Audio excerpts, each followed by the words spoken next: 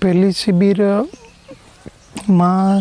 જે કંઈ અલગ જ અનુભવ થયો આમાં, જેમ કે ફર્સ્ટ જેમ અમે બપોરે આવ્યા અને પહેલાં જ મોબાઈલ જમા કરાવી લીધો, તો એવું થયું તો ઘણો બધો વજન નીકળી ગયો, જો શિબિર સારી જશે એટલે મોબાઈલ વયો ગયો આપણી પાસે નથી, તો હવે કોઈ બહારથી કોઈ થોટ જ નથી આવવાના, તો પછી એમ જ અડધું લોડિંગ તો ત્યાં જ ખતમ થઈ ગયું.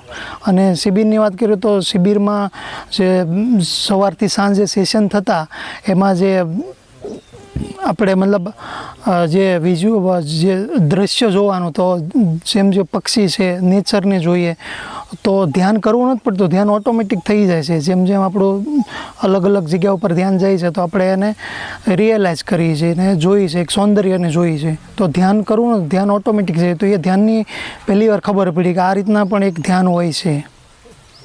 અને શિબિરમાં બહુ સારું લાગ્યું, કારણ કે 3 દિવસ માટે એકદમ જેમ હતા કે પૂર્ણ ટોટલ શિબિરમાં જ છીએ આપણે અને પ્રેઝન્ટમાં જ છીએ. અને બીજું અહીં જે બહુ સારું લાગ્યું, 3 વસ્તુ મને બહુ સારી લાગી કે પહેલું તો મોબાઈલ જમા થઈ ગયો, બીજી વસ્તુ ભોજન ધ્યાન, કારણ કે આ લગભગ નથી સાંભળ્યું આપણે કે ભોજન ધ્યાન, તમે ભોજનમાં પણ બેઠા છો અને નોર્મલ આપણે 10 મિનિટ જમતા હોય કે 15 મિનિટ, તો અહીં તો 20-25 મિનિટ અડધો કલાક કેમ જતી રહેતી ખબર જ ન પડતી, અને એટલો આનંદ આવતો ભોજનમાં શું બતાવું, આ એ વસ્તુ છે.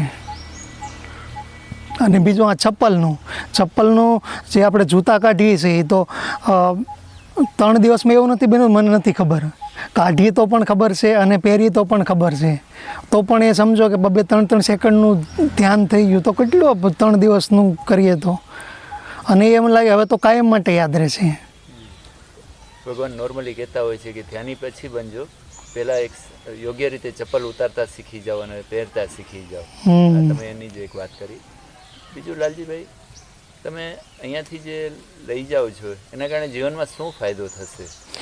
ભગવાન જોડે હું લગભગ 4 વર્ષથી જોડાયેલો છું, અને વેબિનાર એની કોઈ પણ ઓનલાઈન હોય શિબિર, સાહિત્યની મિટિંગ હોય છે, તો મારા જીવનમાં ધ્યાનથી તો ઘણા વર્ષોથી જોડાયેલો છું. પણ જે કહેવાય ને એક સમજ, ધ્યાનની સમજ, જીવનની સમજ, તમારી એક જીવનશૈલી, ઉઠવાની સમજ, સૂવાની સમજ, એક રીડિંગની સમજ, એ સમજ મને અહીંયાથી મળી ભગવાન પાસેથી. કારણ કે કદાચ બીજે આપણે વાંચીને પણ જે ભગવાન સમજાવે અને આપણે સમજીએ એ વસ્તુ કંઈક અલગ હોય છે. અને બીજી વસ્તુ મને જે ભગવાન પાસેથી મેં શીખી છે કે ઓર્ડર, જીવનમાં ઓર્ડર નથી તો ધ્યાન કરો કોઈ મતલબ નથી. જેમ કે ઓર્ડરમાં શું છે કે તમે ટાઈમે 10 વાગે સૂઈ જાઓ છો, તમે જે ફિક્સ કર્યું છે 5 વાગે 6 વાગે ઉઠી જાઓ છો, જે કંઈ તમારું નિત્યક્રમ છે, એક્સરસાઇઝ કરો છો કે પછી મેડિટેશન કરો છો કે તમારું જે કંઈ હોય છે, એ એક બહુ વસ્તુ કે જીવનમાં એક ઓર્ડર આવી ગયો કે કોઈ પૂછે કે લાલજીભાઈ ક્યાં છે, તો આ સમય અહીં જ હશે અને આ જ કરતા હશે એમ. જેમ કે મારું ફિક્સ ધ્યાન એક છે સાંજે 7 થી 8, તો મોબાઈલ બને તો બધાને ખબર હોય કે એ સમયે ફોન નહીં ઉઠાવે, તો એક ઓર્ડર આવી ગયો જીવનમાં. તો એ રીતના સવારથી સાંજે એક ફિક્સ થઈ ગયું કે અહીંયા. અને બીજી વસ્તુ ભગવાન પાસે જે મેં શીખી છે, જીવનનો તો ઓર્ડર પણ ઘરે પણ એક ઓર્ડર હોય છે. જેમ કે બેડ છે તો ચટાઈ એની જગ્યાએ છે, તકિયો એની જગ્યાએ છે, લાઇબ્રેરી એની જગ્યાએ છે, કપ છે તો એની જગ્યાએ છે. એ પણ એક બહુ સુંદર વસ્તુ છે. કોઈ આવે તો કે નહીં લાગે કે આ એક ધ્યાનીનું ઘર છે.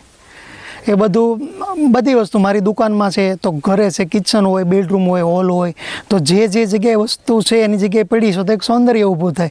તો આ એક સૌંદર્ય કંઈક અલગ જ શીખવા મળ્યું છે. લાલજીભાઈ, અને બીજું તમે કીધું ઘણા સમયથી તમે જોડાયેલા છો, તો હું શું જાણી શકું છું કે એને કારણે તમારા પારિવારિક જીવનમાં શું ફાયદો થયો છે તમને?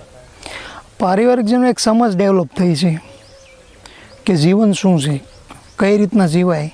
કારણ કે મોટાભાગે શું છે કે આપણને એક સંસ્કાર મળ્યા હોય છે કે આ રીતના બીજા જીવે છે એમ જીવી છે. હકીકત એ વસ્તુ નથી. જેમ કે જીવન આપણે સુંદર બનાવવું છે કે નોકરી જ લેવી છે, ચાલો તો આપણે ભણીએ, 12 પૂરું કરીએ, કોલેજ કરીએ, તો એક પ્રકારનું એજ્યુકેશન આવે ને આપણે બિઝનેસ કરીએ, બરાબર. તો આનાથી જીવનની કોઈ સુંદરતા આવતી જ નથી. તો જીવનની સુંદરતા માટે આવું કંઈક તમારે શીખવું પડશે.